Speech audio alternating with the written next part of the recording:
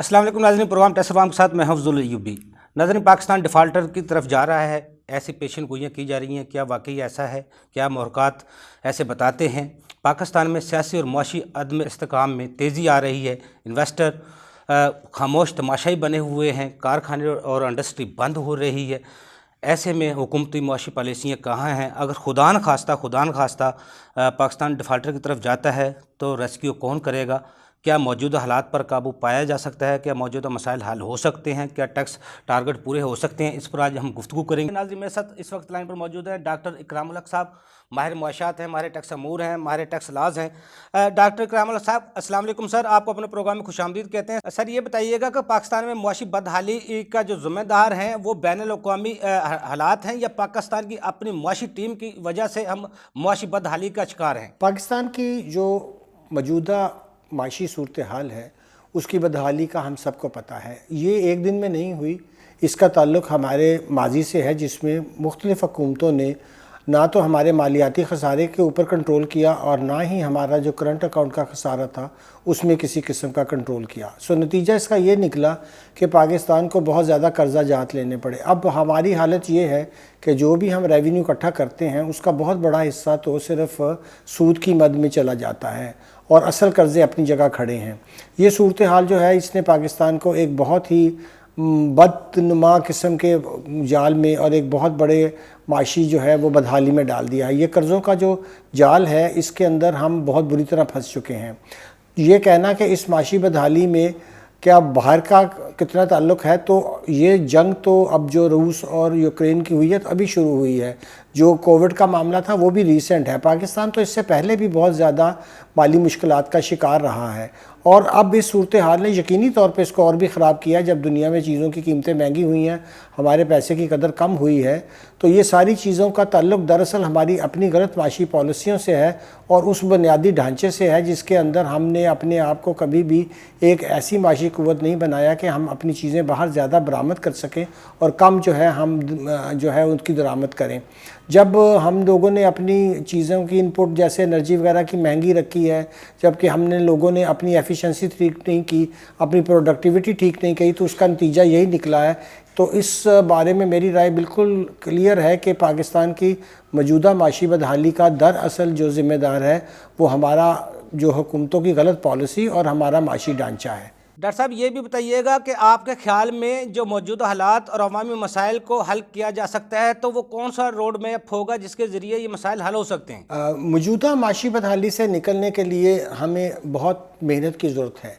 इसमें सबसे पहले तो हमें अपनी मालियाती ख़सारा कम करना होगा, यानी कि हमें अपने ज़राए आमदनी के अंदर ही रहना होगा। ज़राए आमदनी के अंदर रहने के लिए ज़रूरी है कि एक तो हम अपने जो टैक्सों का निज़ाम है उसको ठीक करें। टैक्स हम जितना इकट्ठा कर रहे हैं इससे हम डबल भी इकट्ठा कर सकते हैं अगर हम अपने टैक्स निज़ाम को दुरुस्त कर लें, यानी कि हमारा टैक्स का गैप भी बहुत ज़्यादा है और हमारे टैक्स की एफिशिएंसी जो है वो भी बहुत कम है। दूसरा ये कि जब टैक्स इकट्ठे हो जाते हैं या गैर जो हमारे टैक्स महसूलात हैं तो उसका इस्तेमाल हम सही नहीं करते हैं। बहुत सा हमारा ख़र्चा जो है वो आप समझ लीजिए गैर तरक्याती उस पर जा रहा है। जब आप गैर तरक्याती चीज़ों पे ख़र्च करते हैं तो फिर मुल्क के अंदर आप ऐसा माशी ढांचा नहीं बना सकते जिससे आगे जाकर आप अपनी इनकम को बेहतर कर सकें। तो ज़रूरत तीन चीज़ों की है। पहला, हमें अपने महसूलात को ठीक करना होगा। दूसरा, हमें अपने जो अखराजात हैं उनको पे कंट्रोल करना होगा। और तीसरा ये कि हमें अपनी प्रोडक्टिविटी और एफिशिएंसी बढ़ानी होगी। और तीसरा बहुत बड़ा मसला ये है कि हम जब तक अपनी इन्वेस्टमेंट नहीं इम्प्रूव करेंगे, उसमें फॉरेन डायरेक्ट इन्वेस्टमेंट भी है और हमारी अपनी इन्वेस्टमेंट भी है, तो इन्वेस्टमेंट के लिए को तरगीब देने के लिए ऐसे कवानीन बनाए जाते हैं जो इन्वेस्टमेंट को आगे बढ़ाएं, ना कि उसको ख़त्म करें। अभी तक हम ऐसे कवानीन बनाते रहे हैं जिसमें हमने कोई सी किस्म की भी इन्वेस्टमेंट को आगे नहीं आने दिया। इसके लिए ज़रूरी है कि हम अपने ढांचे में तब्दीली करें, टैक्सों के निज़ाम की शरह में जाकर टैक्सों के निज़ाम में अपनी शरह टैक्स को कम करें और उसको वसीउल बुनियाद करें। जब हम अपनी ब्रॉड बेस करेंगे और कम टैक्स करेंगे तो हमें महसूलात भी ज़्यादा आएंगे और हम उससे लोगों को जो है वो इन्वेस्टमेंट की तरफ भी ला सकेंगे।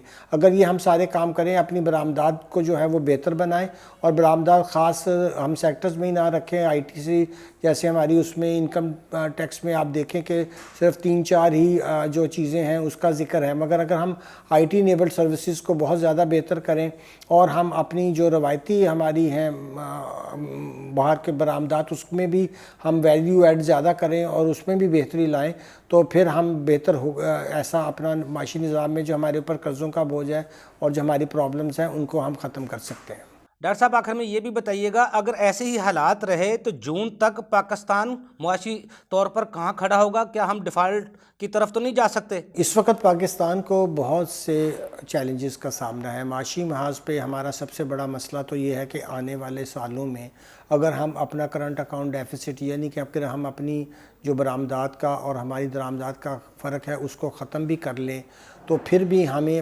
باہر کی دنیا کو پیسے دینے ہیں کوئی $10 ارب پر یعنی کہ آپ سمجھ لیں ایئر، ہر سال اتنا پیسہ ہم کہاں سے لے کے آئیں گے؟ یہ بہت بڑا سوال ہے۔ اس لیے بعد یہ خدشات کا اظہار کیا جاتا ہے کہ پاکستان ایک ڈیفالٹ کی طرف جا رہا ہے۔ پاکستان کو کوئی امیجیٹ ڈیفالٹ کا مسئلہ نہیں ہے، مگر ہمیں اوپر قرضوں کا بوجھ بہت زیادہ ہے۔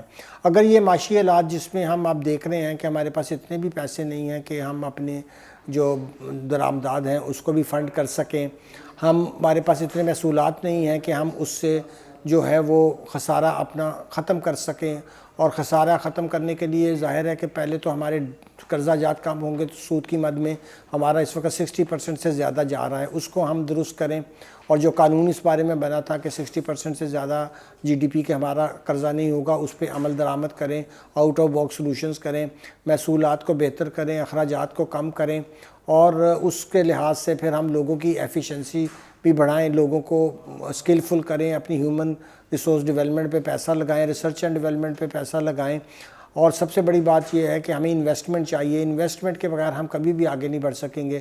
مقامی انویسٹمنٹ بھی چاہیے ہمیں اور بیرونی انویسٹمنٹ بھی چاہیے۔